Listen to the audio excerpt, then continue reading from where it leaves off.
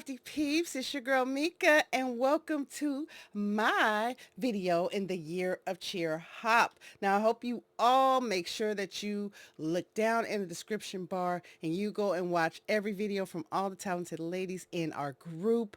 I hope that this month has been inspiring for you to get a jump start on your Christmas crafting. So I know a lot of people put all their stuff away every year after the holiday, but just leave you a little bit of cards, stock out a couple of embellishments, and just work with us because we want to hold each other accountable and we want to make sure that we inspire each and every one of you to get a jump start on those end of the year crafts that it just tends to like stress us out because think about it. You have to decorate your house. You got to buy presents, figure out your holiday meals. And then all that happens. A lot of us get sick in the winter. God forbid. I hope not too bad. But, we catch colds and things and we're down for a couple of days or weeks. And then it's just like, oh, I got to swap. I got to get it out. But see, this way, you already have some cards ready if you followed along with us this month. And next month, we'll be diving into tags. So, and so on and so forth. And then some point this year, we'll do a little bit of Halloween as well. So I hope you all have been enjoying it and you found some inspiration. But in my video today, I'm going to show you how to make an easy card. And so you see my trimmer here and some papers. What I decided to do is take some paper from the 6x6 book. I will be using my Doodle Bug, Let It Snow. And so I took a couple of pages from here and we're going to get started. So I'm going to do some prep work and I'll be right back.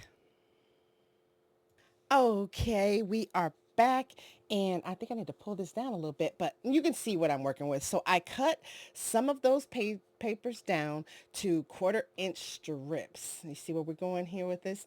And then I also got some of the foil paper from Michaels, and this is in that sort of magenta color, so we can have this as accents. I cut up some of these die cuts as focal pieces, some sentiment strips, so we're prepared. We have our big roll of double-sided tape. You'll see what we're going to do with that in a minute. I have my mini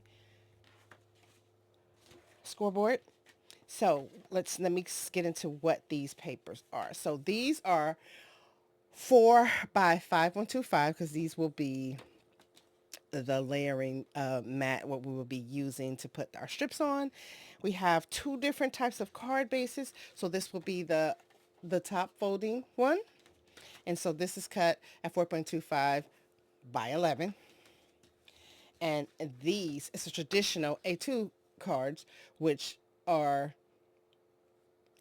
8.5 by 5.5. So we'll get those scored up. And if you have a scoreboard like this, either in the big 12 by 12 size or this little mini size, most scoreboards have a mark here in the middle that lets you know that this, which is 4 1/4, is the A2 mark to score. Let's see if I can show you guys that. So it says A2. It's very faint, but right here it says A2 size. So that's where you will score. So you don't need a big one. You can use this mini one just fine. So we're going to put this in and score at the 4.25 mark. And I have two bases here just so that I can have it all prepped because you just never know. You kind of want to have these. If you're not going to buy pre-made card bases, which sometimes I do, it just makes life a lot easier, then so we already have our score line for that. And then when it's the top fold, you will be scoring at the 5.5 mark. So I'm going to score at the 5.5 mark. As you guys can see, because when we fold it over, there will be our base. So we're just going to get that together here. And you'll have that prep work. Score this last one for us at 5.5. Okay. So we have our bases ready. And if you like, you can go ahead and just put on the scoreboard because it helps to have that sturdiness. Just go ahead and burnish them down so that they're laying flat. So they're already ready and prepped. So we're going to get our bases and we're going to move this out of the way and we'll be back with the next step. Okay, so we have prepped our 4 by 5.25 sheet And I put a strip of that double-sided tape on the back of it. So I'm just going to remove the backing paper right now and expose the sticky.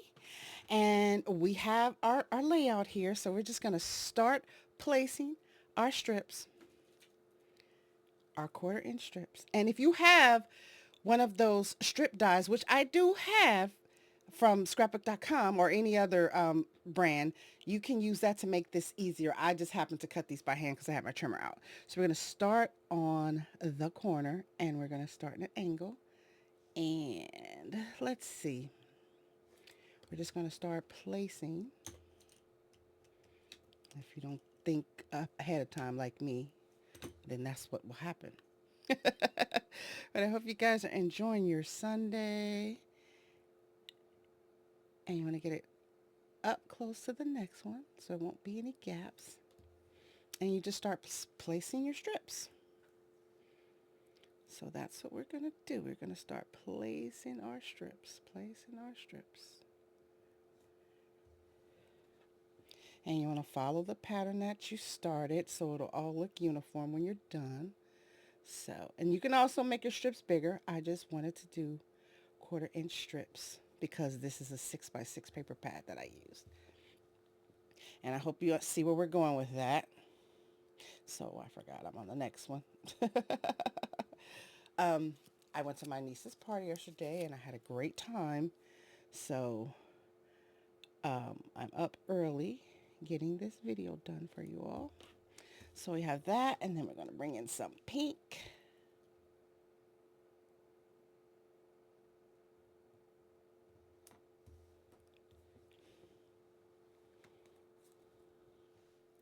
So you see where we're going with it. So I'm going to work on the rest of this and I'll be right back. Okay, so I got it all done, and when you're done, this is what it will look like. So here we are. So we see we have all these excess strips hanging off. So we're going to trim them off. And the good thing about it is you can still hold on to those because when you do another card like this in the future, you can use those little bitty pieces where they fit. So for example, I think, yeah, this is the final one that I just put on, and it would have served me better if I had a little small piece, but the next time I make a card like this, I will have it. So what you'll do is you'll just trim off the excess, which we're going to do that right now. These are my favorite scissors. These are We Are Memory Keepers scissors, and they work well with my carpal tunnel. See how thick they are, and this is a foam handle. So we're going to chop these off. And you know, as I've been going on my journey into being a better card maker, I find that you can get inspiration from those around you in your crafty circle. You can also find inspiration on YouTube, as I did with this video a while ago. I came across this video and she did a tutorial similar to this. The basics of it, I gained inspiration from her, but also made it my own. So I'll have her information down in the description bar if you want to go check out her channel. She's an amazing card maker. So see, this is what we're left with. Uh-oh. I got this little piece of this is what we're left with. And we're going to elevate this. So let me get rid of this mess and I'll be right back. Okay, it's time to bring this card on home. So what I did is I cut a mat that we will put directly on the card base, and I use some like teal colored cardstock. It's the one with the Swiss dots, that the Basil cardstock. I cut this one in 4.25 by 5.5 because it will go directly, it will fit directly on the base because that is the size of a standard A2 size card. So I was playing around. I was like, you know, I had these cut for another swap. So I was like, maybe I can use these snowflakes because this is called Let It Snow. So I put a little foam behind this Santa because I decided I didn't want to use those. And I thought maybe we get a Christmas tree. We laid those down to the back, then put Santa on that foam so he'll come up a little bit. And then just put this basic sentiment at the bottom. And I mean, it doesn't look too bad. It's not too fancy, but it's not too bad. So I think I want to play around with this, and then I'll show you guys the finished card. Okay, so I finished it up. I adhered it to my card base that we made in the beginning of this video. And I thank you all for crafting along with me. And look, it turned out pretty nice. And I also added an additional little sentiment inside. It's so much fun. I put Santa on the foam and put so he would stand in front of the tree. I kind of tucked the tree underneath the sentiment. I also put foam on the happy holidays. I decided to put one of those hearts on the snowflake and another heart here and a heart there.